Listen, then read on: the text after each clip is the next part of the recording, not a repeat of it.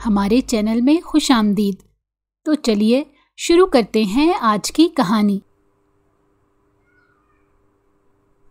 Dressing table के सामने खड़ी वो लिपस्टिक लगा रही थी। काफ़ी घबराई घबराई सी लग रही थी। पहली बार इतनी बड़ी तकरीब में जाने वाली थी। हालांकि वो ऐसा चाहती नहीं थी, लेकिन अपने शौहर के कहने पर तैयार हो गई थी। फाइज को आने में अभी थोड़ा वक्त बाकी था और वो जल्द से जल्द तैयार होना चाहती थी। वो नहीं चाहती थी कि जब वो घर आए तो इसे घर के लिबास में ही देखकर गुस्सा हो जाए। वैसे भी फाइज को ज़रा ज़रा सी बात पर गुस्सा आ जाता था।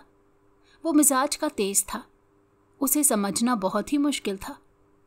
इनकी शादी को सिर्फ 3 माह का अरसा हुआ था और इस 3 माह के दौरान फाइज कई बार उस पर गुस्सा कर चुका था और बाद में उसे मना भी लेता था। वो अक्सर उसकी बेइज्जती भी कर देता, लेकिन इसके बावजूद किसी न किसी तरह से उसे अपनी चिकनी चपड़ी बातों में फंसा लेता था। बाज़ दफ़ा उसे ऐसा लगता था कि इस घर में काम करने मुलाज़मीन को इससे ज़्यादा इज्जत दी जाती है। ड्रेसिंग टेबल के सामने खड़े खुद को देखते हुए वो अपनी शादीशुदा ज़िंदगी के बारे में ही सोच रही थी। तभी बाहर गाड़ी का हॉर्न सुनाई दिया। जल्दी जल्दी उसने अपनी लिपस्टिक वहीं रखी और एक नज़र खुद को आईने में देखा। हमेशा की तरह वो बहुत ही खूबसूरत लग रही थी। आज उसने काले रंग की साड़ी पहनी थी। वो जानती थी कि काला रंग फाइज को बहुत पसंद है। वो कमरे में ही थी और फाइज का इंतज़ार कर रही थी। तभी बाहर से कदमों की चाप सुनाई दी। फाइज अंदर दाखिल हुआ और जैसे ही निगाह पहले इस पर पड़ी तो उसके कदम वहीं जम के रह गए। उसकी बीवी हसीन थी। इस बात का अंदाज़ा तो उसे शादी के फ़ौरन बाद ही हो गया था, लेकिन इतनी ज़्यादा हसीन है ये बात उसे आज इस स्याह रंग की साड़ी में देखकर पता चली थी। शादी से पहले फाइज ने कभी भी इसे नहीं देखा था। ये शादी हादसाती तौर पर हुई थी, इसीलिए दोनों के बीच अच्छी हम आहंगी नहीं थी। या यूं कह लें कि फाइज ने कभी ऐसी कोई कोशिश ही नहीं की थी कि इससे रिश्ता अच्छा बनाए। वो एक ऐसा इंसान था जो सिर्फ अपनी मनमाने का आदी था। दूसरे के जज्बात की कोई फिक्र नहीं होती थी। अगर उसकी दादी की अचानक वफ़ात ना होती और वो गांव ना जाता तो शायद फारिया से उसकी कभी शादी भी ना होती। ये शादी भी उसने अपनी दादी की फरमाइश पर की थी, क्योंकि अपनी दादी को इनकार करना फाइज के बस की बात नहीं थी। फाइज के माँ बाप की वफ़ात के बाद उसकी दादी ही थी जिन्होंने इस बिज़नेस को संभाला और साथ में फाइज को भी। बाद में वो गांव चली गई थी जहां उनका बड़ा बेटा रहता था और गांव में ही उन्होंने अपनी ज़िंदगी के आखिरी दिन काटे थे। फाइज शहर में रहकर बिज़नेस को संभाल रहा था। कभी कभी अपनी दादी से मिलने गांव चला जाता था। एक दिन रात के वक्त अचानक से गांव से फ़ोन आया कि दादो की हालत बहुत बिगड़ गई है। उन्हें शहर अस्पताल लाया गया, लेकिन वो ज़िद करके वापस गांव चली गई। वो चाहती थी कि वो अपनी आखिरी सांसें अपने आबाई घर में ही ले। उनके ज़िद पर सब उन्हें वापस गांव ले आए। फाइज भी भागा भागा गांव पहुंचा। जब वहां गया तो देखा दादी की आखिरी सांसें चल रही थी। उन्होंने फाइज का हाथ पकड़कर बड़े ही चाव से कहा कि मैंने ज़िंदगी भर तेरी हर ख्वाहिश पूरी की है, अब बस तू मेरी एक बात मान ले। फाइज, जो अपनी दादी को इतनी मुश्किल में देखकर परेशान हो गया था, झट से हाँ कर दी और कहा कि ठीक है, मैं आपकी हर बात मानूंगा। इसने वादा तो कर लिया था, लेकिन वो नहीं जानता था कि उसकी दादी दरअसल किस चीज़ की ख्वाहिश रखती हैं। और फिर जब उन्होंने बताया तो फाइज के सर पर गोया कमरे की छत आन गिरी। सब लोग हैरान खड़े थे। किसी ने सोचा नहीं था कि दादी माँ ऐसी ख्वाहिश करेंगी, लेकिन उन्होंने अपनी इकलौती नवासी का हाथ पकड़ा और अपने इकलौते पोते के हाथ में दे दिया और कहा कि आज से तुम दोनों एक दूसरे के लिए हो। इमरजेंसी में निकाह का बंदोबस्त किया गया। फाइज तो इस बात पर हैरान था कि आखिर दादी की नवासी कहाँ से आ गई, क्योंकि जहाँ तक उसे पता था इसकी कोई पुप्पो नहीं थी। ये बात भी बाद में खुल गई कि दरअसल फारिया उनकी एक बहुत ही पुरानी दोस्त की नवासी है।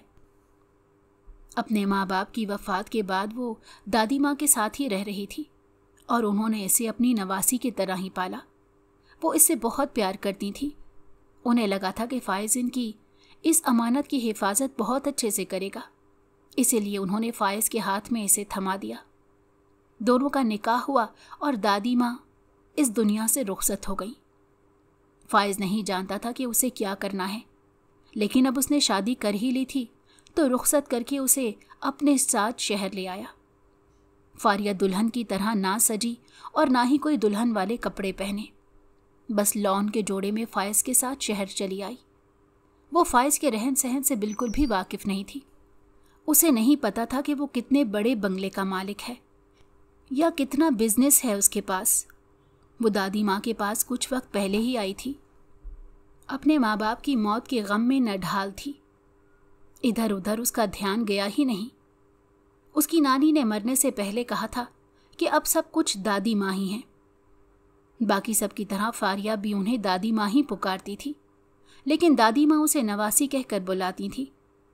फारिया की जिंदगी में एक तूफान अचानक से आया और उसकी पूरी हस्ती हिलाकर चला गया। अब वो फाइज के साथ शहर आई तो उसे पता चला कि यहाँ की जिंदगी तो गांव से यकसर उलट है। जो जिंदगी उसने अब तक जी थी और जो जिंदगी शहर में है, दोनों में बहुत ज़्यादा फ़र्क था। यहाँ बहुत सी सहूलियात मैसर थीं और फाइज का रहन सहन देखकर तो उसकी आंखें फटी की फटी रह गईं। ये सब तो उसने अपनी दोस्तों के साथ टीवी पर ही देख रखा था। फाइज के घर में जब इसने कदम रखा तो देखा इतना बड़ा घर जिसके बारे में वो सिर्फ सोच सकती थी, आज उसकी मालकन बनकर आ रही थी। कतार में खड़े मुलाजिम इसे खुशामदीद कह रहे थे। उसने एक नज़र मुलाजमीन के कपड़ों पर और दूसरे अपने लॉन के जोड़े पर डाली तो इसे एहसास हुआ कि इसने उनसे भी सस्ता कपड़ा पहन रखा है। लेकिन एहसास कमतरी का शिकार होने के बजाय इसने खुद एतमादी का मुजाहिरा किया और अपने साथ खड़े फाइज को देखा। वो लंबा चौड़ा मगरूर आंखों वाला था और बहुत ही कम बोलता था, या फिर शायद फारिया के सामने ही उसने कम बातचीत की थी। सिवाय उसके नाम और हाल चाल के उसने कभी कुछ नहीं पूछा था। उसे इस बात से कोई गर्ज नहीं थी कि वो किन हालात में जी रही थी।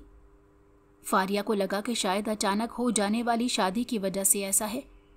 हो सकता है कि कुछ दिन साथ रहने के बाद हमारे रिश्ते में कोई बेहतरी आ जाए या हम दोनों एक दूसरे को समझ सकें। फारिया एक समझदार लड़की थी और सब्र उसकी घुट्टी में था, इसलिए उसने सोचा कि जल्द ही वो फाइज का दिल जीत लेगी। फाइज ने अब तक फारिया को ठीक से देखा नहीं था, क्योंकि निकाह के फ़ौरन बाद दादी की वफ़ात और उनकी तदफीन वगैरह के सिलसिलों से फारिग होने के बाद ये लोग शहर चले आए थे। फाइज को गांव में रुकना पसंद नहीं था, इसीलिए फ़ौरन ही निकल गया था और फारिया ने पूरे रास्ते चादर से चेहरा ढांप रखा था। मुलाजमा उसे अंदर कमरे में लेकर गई और फाइज बाहर ही बैठा कोई मैगजीन पढ़ने लग गया था। वो काफ़ी डिस्टर्ब नज़र आ रहा था, लेकिन फारिया को समझ नहीं आ रहा था कि वो क्या करे। इसलिए कमरे में आकर अपने बैग को रखा और उसमें मौजूद जोड़े निकाले। सोचने लगी कि कौन सा पहनूं, और फिर एक लाल रंग का जोड़ा मुंतखब करके वो पहन लिया। हल्का सा मेकअप करके तैयार हो गई। वो चाहती थी कि वो बेशक दुल्हन की तरह ना सजे, लेकिन अच्छी लगे। और जब फाइज अपने कपड़े चेंज करने अंदर आया तो उसने पहली नज़र जब फारिया पर डाली तो उसे देखकर दंग रह गया। उसने सोचा नहीं था कि वो इतने दिलकश हुस्न की मालिक होगी। उस पर उसकी मासूमियत, इसका दिल तेजी से धड़का रही थी। वो अनजाने में बस उसे देखे ही जा रहा था और इसकी नज़रों की तपिश फारिया ने भी महसूस कर ली थी। उसने नज़रें उठाकर इसकी तरफ देखा तो इसकी आंखों में अपने लिए पसंदीदगी और सताइश देखकर मुस्कुरा कर रह गई। फाइज ने सर झटका और अलमारी से अपने कपड़े निकालकर चेंज करने चला गया। उस दिन के बाद से फारिया ने नोट किया कि अक्सर ही वो इसे देखता रहता है, लेकिन फारिया के अंदर इतनी हिम्मत नहीं थी कि खुद से आगे बढ़कर उससे बात करे। और फिर ये कदम भी फाइज ने ही उठाया। वो इसके हुस्न से मुतासिर हुआ था और आहिस्ता आहिस्ता उसे इसकी आदत सी हो गई थी। वो हमेशा इसके आसपास रहती थी, इसके छोटे छोटे काम अपने हाथों से करती। लेकिन फाइज एक अनापरस्त और मगरूर किस्म का इंसान था। उसे दूसरों को नीचा दिखाने में बहुत ही मज़ा आता था। अपनी दादी माँ के सामने तो वो बहुत अच्छा बनकर रहता, लेकिन उनकी पीठ पीछे वो हर वो काम करता जो उसे नहीं करना चाहिए था। या जो इसकी शख्सियत को सूट नहीं करता था। हालांकि दादी माँ ने इसकी तरबियत में कोई कसर नहीं छोड़ी थी, उसके बावजूद न जाने उसने ये खसलत कहाँ से पाली थी। फारिया को उसका असल चेहरा शादी के 1 हफ्ते बाद उस वक्त नज़र आ गया जब एक दिन वो देर तक सोती रही। उसे तकरीबन 9 बज गए थे। पता नहीं इतनी नींद क्यों आई थी, हालांकि वो सुबह खेजी की आदत थी। फाइज ने जो ऑफिस जाना था और इसे उसकी आदत सी हो गई थी। जब भी वो ऑफिस जाता था वो इसे नाश्ता ला कर देती और उसकी टाई वगैरह और हर चीज़ तैयार रखती। अब जबकि वो सो रही थी तो फाइज को झुंझुलाहट हो रही थी। उसने गुस्से से फारिया का बिस्तर खींचा और उसे उठाया। फारिया हड़बड़ाहट में अपने बिस्तर से उठी, जल्दी से मुंह हाथ धोया, घड़ी पर निगाहें डाली तो अच्छा खासा वक्त हो गया था। उसने फाइज से माफ़ी मांगी और नाश्ता लाकर फाइज को दिया, लेकिन फाइज जो शदीद तरीन गुस्से में था उसने नाश्ते की प्लेट उठाकर सामने दीवार पर मार दी। फारिया ने पहली बार उसका ऐसा रूप देखा था, इसीलिए डर के मारे उछल कर एक तरफ हो गई। इसे कुछ समझ नहीं आ रहा था कि क्या करना है। फाइज आगे आया और इसके बालों से पकड़कर कहने लगा, आज के बाद मेरे किसी काम में देर मत करना। ये कहकर गुस्से से चीज़ों को ठोकर मारता वो चला गया और पीछे फारिया लाल भभू का चेहरा लिए खड़ी बस देखे जा रही थी। मुलाजमों ने शायद शोर की आवाज़ सुन ली थी, इसीलिए सब बाहर जमा थे। फारिया को सख्त अहानत का एहसास हुआ। यूं लगा जैसे किसी ने भरे बाजार में उसकी बेइज्जती कर दी हो। और फिर जब शाम के वक्त फाइज घर आया तो वो सुबह वाले वाक़ये को भूल चुका था, लेकिन फारिया नहीं भूली थी। फाइज ने जब उसका सूजा हुआ मुंह देखा तो उसे याद आया कि सुबह क्या हुआ था। उसने नोट किया कि वो गुस्से में है और नाराज़गी में और ज़्यादा खूबसूरत लगती है, इसलिए आकर उसे मनाने लगा। ऐसा करने में मज़ा आता था, पहले दूसरों को जलील करना और फिर अच्छा बनकर उन्हें मनाना, जैसे इसकी कोई गलती ही नहीं थी। फारिया को लगा कि शायद ये पहली बार है, या फिर वो किसी चीज़ से तंग होगा, परेशान होगा, इसीलिए ऐसा कर दिया होगा। और इस बात को उसने नज़रअंदाज करके फाइज को माफ़ कर दिया। लेकिन फिर ये सिलसिला चल निकला। अक्सर ही ऐसा होता था कि फाइज उसे ज़रा ज़रा सी चीज़ पर बेइज्जत करता और वो खामोशी से सब सह लेती और बाद में उसे मना लेता। अब तो फारिया को इन सब की आदत सी हो गई थी, लेकिन दिल ही दिल में वो मुरझाए जा रही थी। उसने ना चाहते हुए भी फाइज से एक फासला रखना शुरू कर दिया और अपने दिल के दरवाजे उसके लिए बंद कर दिए। वो जानती थी कि फाइज से उसे सिवाय अहानत के कुछ नहीं मिलने वाला। कल रात ही उसे फाइज ने कहा था कि उन्हें एक बहुत बड़ी बिजनेस पार्टी में जाना है, इसीलिए अच्छे से तैयार हो जाना। इतने अरसे में तो वो जान गई थी कि फाइज की पसंद नापसंद क्या है, लेकिन फाइज आज तक उसकी पसंद या नापसंद को नहीं जान सका था। फिर यूं कहें कि उसने कभी कोशिश ही नहीं की थी। शादी के बाद वो एक बार भी फारिया को बाहर घुमाने नहीं लेकर गया था, बल्कि उसने इसे शॉपिंग करने के लिए भी मुलाजमा के साथ भेज दिया था और कहा था कि जो लेना हो ले लो। फारिया को यह चीज़ बहुत बुरी लगी थी। वो इसके साथ वक्त नहीं गुजारता था, बल्कि हमेशा अपने बिजनेस में ही मसरूफ़ रहता।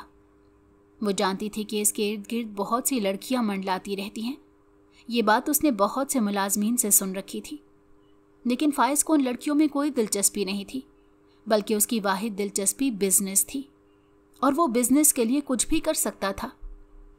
कल रात जब फाइज ने उससे पार्टी का जिक्र किया तो ये सुनकर उसे खुशी हुई कि पहली बार ही सही, लेकिन वो फाइज के साथ कहीं बाहर जाएगी। उसे लगा कि शायद फाइज को इस बात का एहसास हो गया है कि वो इसे वक्त नहीं देता या इसे कहीं लेकर नहीं जाता। दिल में खुशफहमियों के जाल बुनते वो सुबह सवेरे ही तैयारी करने लगी। कई घंटे तो उसे समझ नहीं आ रहा था कि कौन सा सूट मुंतखब करे, और फिर उसने एक स्याह रंग की साड़ी मुंतखब की। वो जानती थी कि वो साड़ी में बहुत खूबसूरत लगेगी और फाइज को भी ये पसंद आएगी। और जब फाइज ने अंदर आकर उसे देखा तो बस देखता ही रह गया। धीरे से उसके करीब आकर खड़ा हो गया, पोर पोर सजे उसके रूप को देखने लगा और फिर कहने लगा, एक कमी अभी भी बाकी है। ये कहकर उसने साइड दराज खोली और उसमें से एक लॉकेट निकाला फारिया नहीं जानती थी कि ये लॉकेट उसने कब लिया और ना ही उसने सवाल किया।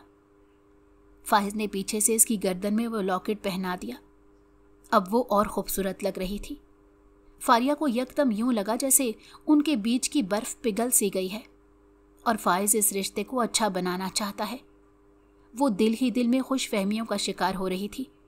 नहीं जानती थी कि फाइज जैसे लोग कभी भी नहीं बदल सकते और ना ही उन्हें कभी बदला जा सकता है, क्योंकि उन्हें लगता ही नहीं कि वो कभी गलत हो सकते हैं। वो हमेशा खुद को सही ही समझते हैं, ख्वाह वो गलत ही क्यों ना हो। फाइज तैयार होकर बाहर आया और उसे साथ लिए पोर्च में खड़ी गाड़ी की तरफ आ गया। ये दूसरी बार था जो वो उसके साथ बैठने वाली थी। इससे पहले जब गांव से आई थी तब बैठी थी। उसका दिल बहुत तेजी से धड़क रहा था, लेकिन फाइज का रवैया बिल्कुल नॉर्मल था। हालांकि ड्राइव करते हुए वो बार बार इसकी तरफ निगाहें दौड़ा रहा था और इसकी निगाहों का एहसास फारिया को खुद में सिमटने पर मजबूर कर रहा था।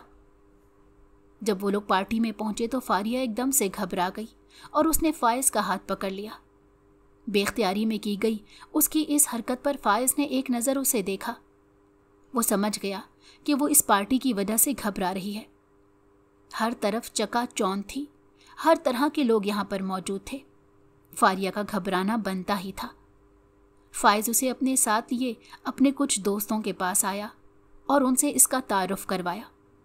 सबने फारिया की घबराहट को महसूस किया।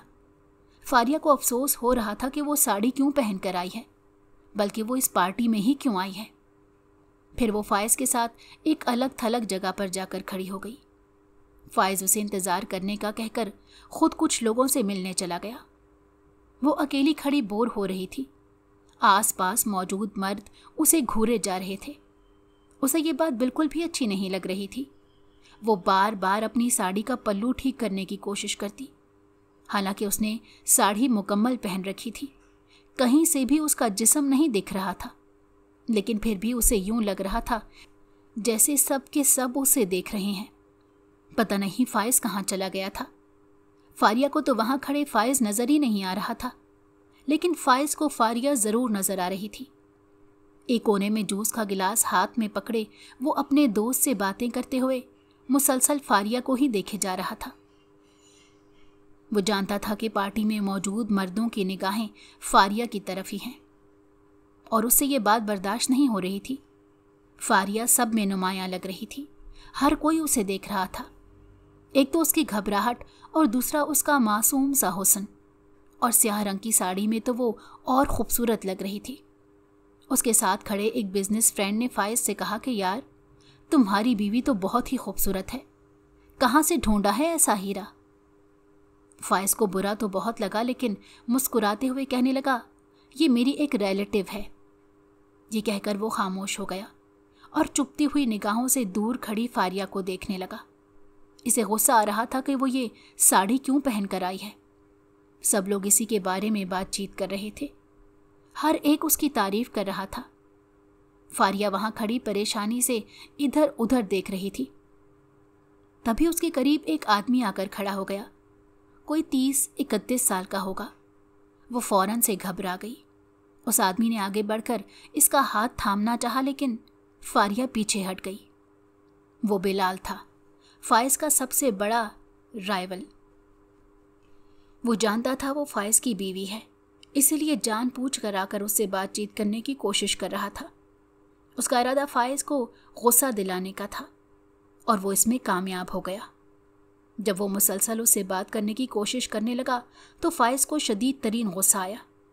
वो भागता हुआ उस टेबल के पास आया।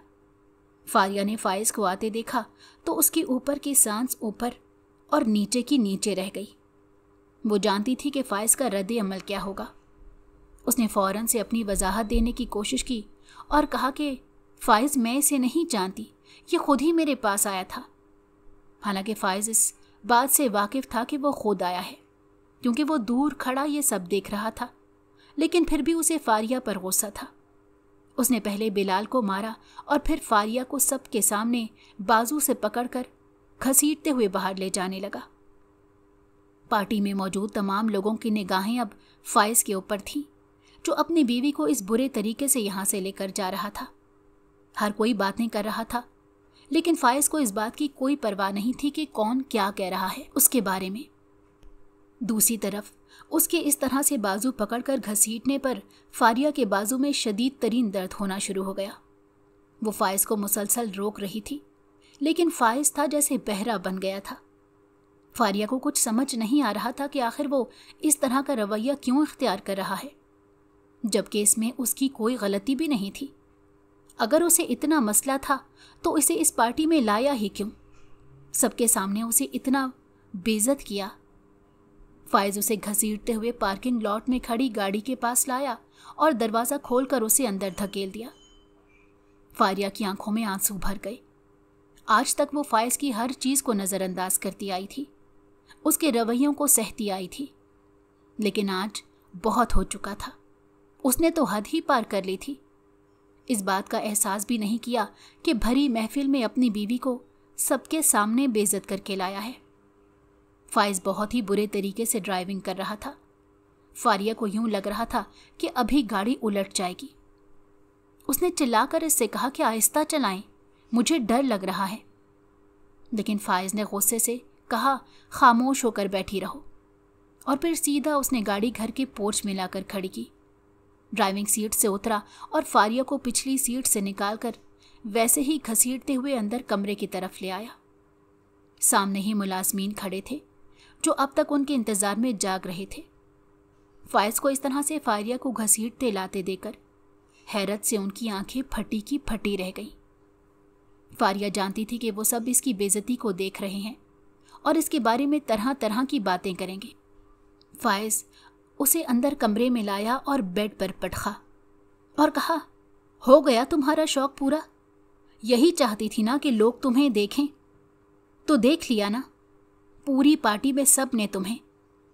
और उस बिलाल के साथ तुम क्या कर रही थी? फारिया सीधी होकर बैठी। आज पहली बार उसे शदीद गुस्सा आया था। उसने इससे कहा, मैं किसी बिलाल वगैरह को नहीं जानती। वो खुद आकर मेरे पास खड़ा होकर बातचीत कर रहा था। मैंने उससे नहीं कहा था कि मेरे पास आकर खड़ा हो। अगर आपको इतनी ही फिक्र थी तो मुझे छोड़कर गए ही क्यों थे? बल्कि मुझे इस पार्टी में ही क्यों लेकर गए थे? उसकी तेजी से चलती जबान को देखकर फाइज को गुस्सा आया और कमरे का दरवाज़ा जोर से बंद करके वो बाहर चला गया। वो इस वक्त उससे बहस नहीं करना चाहता था, हालांकि वो जानता था कि उसी की गलती है, लेकिन फिर भी वो इसे ही मुसलसल इल्ज़ाम दिए जा रहा था। वो पूरी रात फारिया अपने कमरे में बेड पर लेटी तकलीफ से सिसकती रही। वो जानती थी कि कोई नहीं है जिससे वो अपने दिल का हाल कह सके या रूठ कर कहीं जा सके। जाहिर सी बात है, उसके माँ बाप नहीं थे तो जाती किसके पास जाती? इसीलिए उसे किसी न किसी तरह से फाइज के पास ही रहना था। लेकिन क्या वो सारी जिंदगी ऐसे ही रहेगी? वो एक खुददार और पढ़ी लिखी लड़की थी, यूं सारी जिंदगी बेइज्जती नहीं सह सकती थी। उसने हमेशा फाइज को मौका दिया था, लेकिन अब वो मजीद ये सब बर्दाश्त करने वाली नहीं थी। उसने सोच लिया था। बाहर बैठा फाइज मुसलसल गुस्सा किए जा रहा था। उसका दिल कर रहा था कि सब कुछ तहस नहस कर दे या इस लड़की को वापस गांव भिजवा दे। लेकिन फिर उसने सोचा, अगर मैं इसे गांव में भिजवाऊंगा तो तमाम लोग क्या कहेंगे कि एक लड़की को नहीं संभाल सका। वो अभी इसकी शक्ल भी नहीं देखना चाहता था, इसीलिए दूसरे कमरे में जाकर लेट गया। सुबह जब फारिया अपने कमरे से बाहर आई और नाश्ता वगैरह तैयार करवाया तो फाइज भी तैयार होने चला गया। दोनों ने एक दूसरे को मुखातिब भी नहीं किया। पहली बार था कि फारिया ने उससे नाश्ते का नहीं पूछा, बल्कि खुद ही अकेले बैठकर नाश्ता करने लगी। फाइज को इस बात पर बहुत ही ज़्यादा गुस्सा आया कि कितनी अकड़ दिखा रही है, और वो बिना नाश्ता किए ही चला गया। फारिया ने एक बार भी मुड़कर उसे नहीं देखा। रात वाले वाक़ये के बाद मुलाजमीन उसे अजीब नज़रों से देख रहे थे। वो जानती थी उनकी नज़रों के मफहूम को, लेकिन उसने नज़रअंदाज कर दिया। इसके अलावा उसके पास कोई चारा भी नहीं था। पूरा दिन उसने अपने कमरे में ही गुजारा। सोचें उसे मुसलसल परेशान किए जा रही थी। फाइज का ये रूप वो नहीं था जो दादी माँ ने उसे बताया था जब वो उनके पास रहने आई, तो वो हमेशा अपने इकलौते पोते की तारीफ़ें ही करती रहती थी। उसके बारे में बहुत बात करती। ये सब सुनकर फारिया को उसे देखने का शौक हो गया। उसे लगा कि वो कोई बहुत ही अच्छा इंसान है। इसमें कोई शक नहीं था कि वो खूबसूरत था, लेकिन उसका दिल उतना ही बुरा था। अपने आगे वो किसी को कुछ समझता ही नहीं था। शाम को जब फाइज वापस आया तो कमरे में खामोशी से अपने बेड पर एक तरफ बैठ गया और मोबाइल पर लग गया। फारिया खामोशी से बैठी सामने दीवार को देख रही थी। उसका इससे बात करने का कोई इरादा नहीं था और फाइज को उसकी इस हठ धर्मी पर गुस्सा आ रहा था। वो चाहता था कि वो आए और अपनी गलती का एतराफ़ करके इससे माफ़ी मांगे। अभी बैठा वो यही सोचे जा रहा था कि उसी वक्त उसके मोबाइल पर एक कॉल आना शुरू हो गई। उसने स्क्रीन पर देखा तो मशहूर बिजनेसमैन हसन दुरानी की कॉल थी। उसने फ़ौरन से मोबाइल उठाया और कमरे से बाहर चला गया। फारिया की नज़रों ने दूर तक इसका पीछा किया। बाहर आकर वो काफ़ी देर तक हसन दुरानी से बातचीत करता रहा। आजकल उसे एक बहुत बड़ा प्रोजेक्ट चाहिए था और इन सब में सिर्फ हसन दुरानी था जो इसकी मदद कर सकता था। हसन दुरानी बहुत कम किसी को मुंह लगाता था जब तक उसका अपना मतलब नहीं होता था। फाइज हैरान था कि उसने इसे क्यों कॉल की है, लेकिन उसकी बात सुनकर वो सोच में पड़ गया और एक नज़र कमरे की तरफ देखा और फिर कुछ सोचकर हसन दुरानी को हाँ कह दी। उसे वो कॉन्ट्रैक्ट हर हाल में चाहिए था और वो उसके लिए कुछ भी कर सकता था। लेकिन क्या फारिया मानेगी? ये सवाल उसके दिमाग में बार बार आ रहा था। फिर उसने एक प्लान बनाया और अंदर कमरे में आया। फारिया जो ये सोच रही थी कि न जाने किसकी कॉल आई है जो वो उसके सामने उठाना पसंद नहीं कर रहा। जब फाइज को अंदर आते देखा तो दोबारा से अपनी निगाहों का रुख मोड़ लिया। वो उसकी तरफ देखना भी नहीं चाह रही थी। फाइज ने अपने अंदर के गुस्से को ठंडा किया और उसके करीब आकर बैठ गया। इससे कहा कि मुझे माफ़ कर दो फारिया। फारिया हैरान नज़रों से उसकी तरफ देखने लगी। क्या वो एक बार फिर से कोई जाल बुन रहा था या अब की बार में सच में माफ़ी मांग रहा था? फाइज चेहरे पर मासूमियत सजाए उससे कह रहा था, मैंने गलती की, मुझे गुस्सा आ गया था। और फिर हमेशा की तरह उसने फारिया को मना लिया।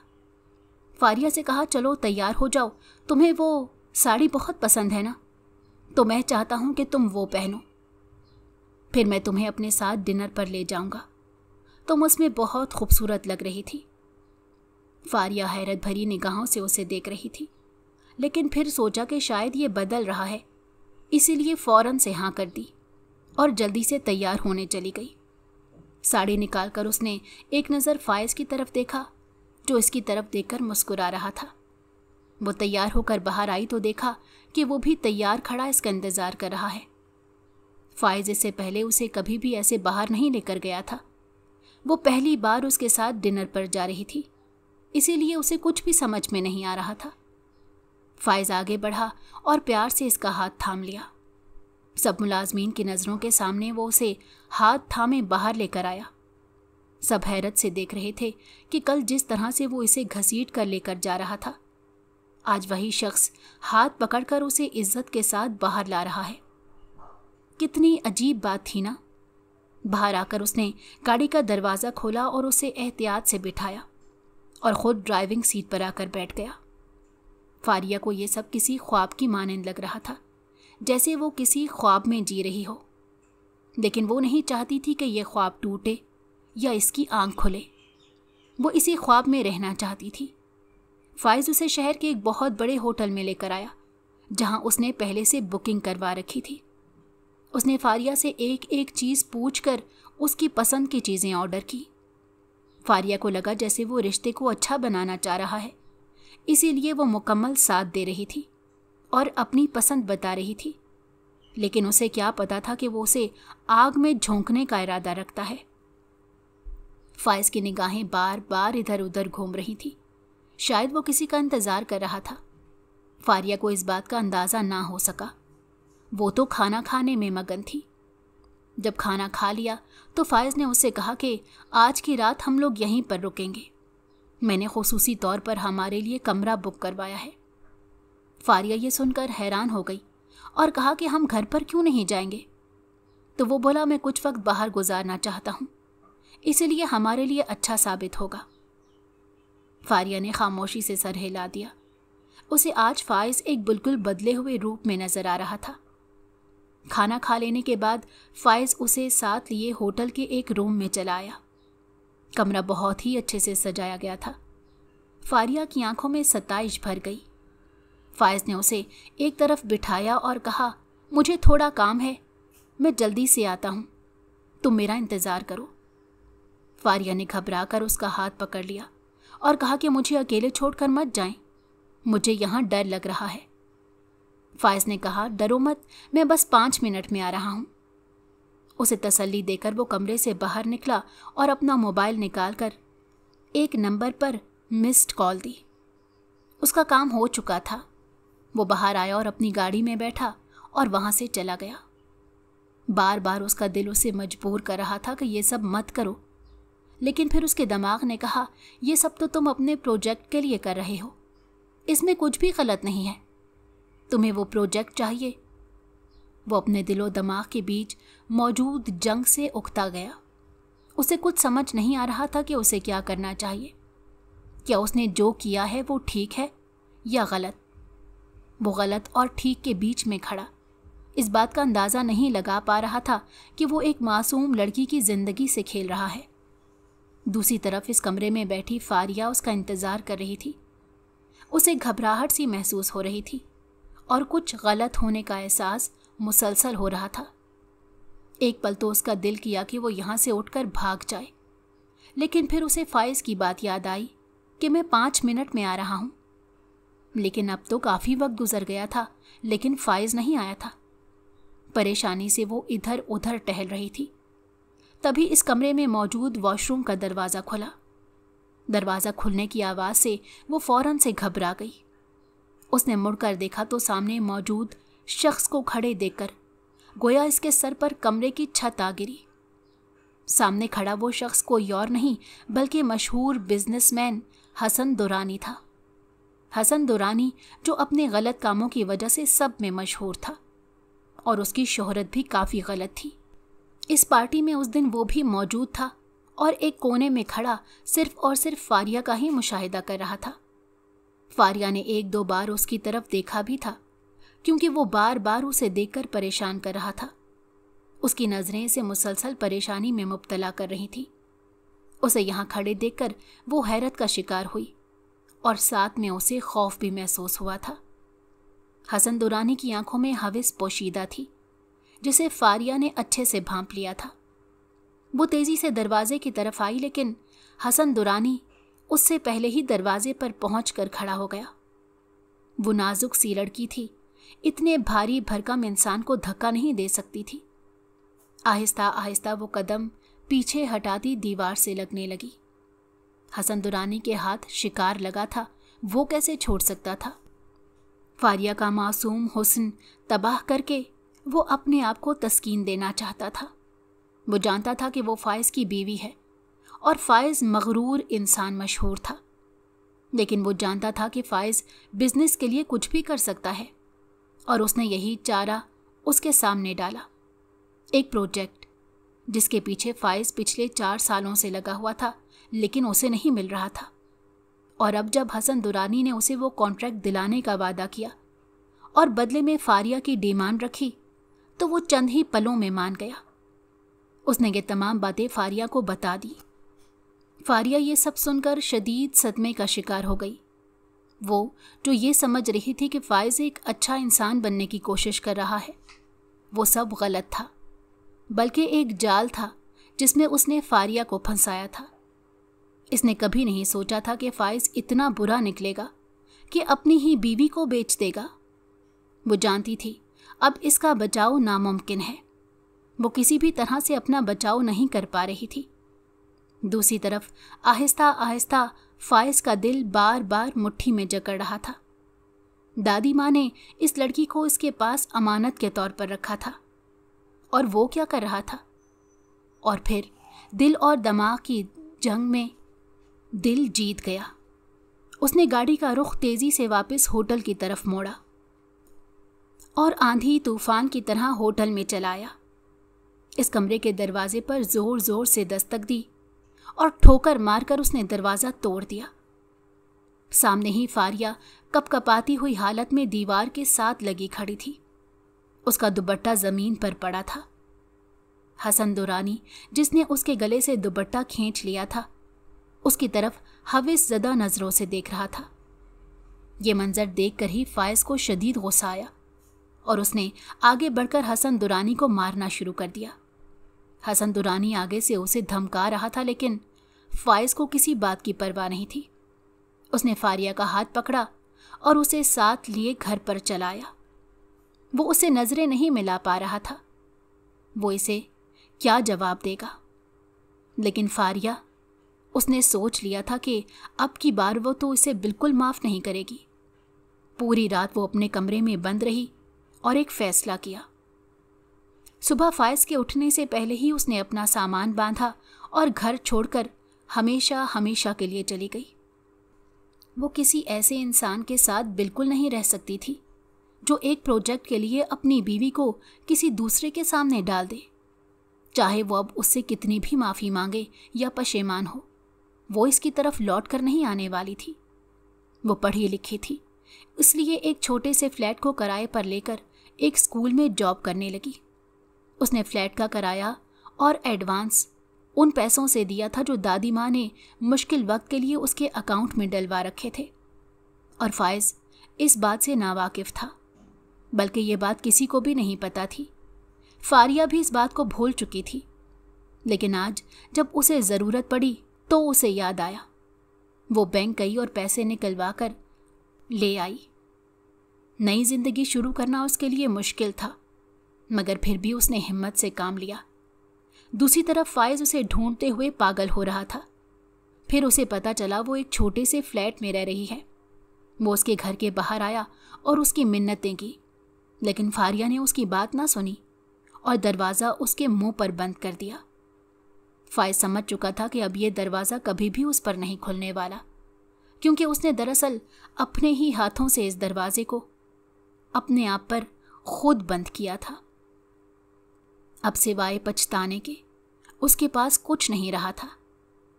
फारिया की ख्वाहिश पर उसने कुछ अरसे बाद ही उसे तलाक के कागजात भिजवा दिए। फारिया अब उसकी तरफ से आज़ाद थी। गांव में मौजूद लोगों को भी पता चल गया था कि फायज ने क्या किया है। वो सब फारिया के पास आए और उससे कहा कि हमारे साथ वापस गांव चली आओ, लेकिन वो इस बात पर राजी नहीं हुई। अब वो यहीं पर रहना चाहती थी। उसने सोच लिया था अब फायज जैसे मर्दों के झांसे में नहीं आएगी। दूसरी तरफ फायज फारिया के चले जाने के बाद नीम पागल सा हो गया था। हर वक्त मुलाजमीन पर चिल्लाता रहता या घर की चीज़ें तोड़ता रहता, मगर उसके अंदर की बेचैनी कम ना होती। उसने ऑफिस जाना भी छोड़ दिया था। पूरा दिन कमरे में बैठा सिगरेट ही फूंकता रहता। आहिस्ता आहिस्ता उसके तमाम दोस्तों ने उसका साथ छोड़ दिया। बिजनेस डूबने लगा, मगर उसे कोई परवाह नहीं थी। उसे सिर्फ और सिर्फ हर जगह फारिया का ही चेहरा नजर आता था, मगर वो अब जा चुकी थी, कभी ना लौटने के लिए। अगर आपको हमारी कहानी पसंद आई हो तो हमारे चैनल को लाइक करें और सब्सक्राइब कर दें। बेल नोटिफिकेशन को भी ऑन कर दें ताकि हमारी आने वाली हर मज़ेदार कहानी आपको वक्त पर मिलती रहे।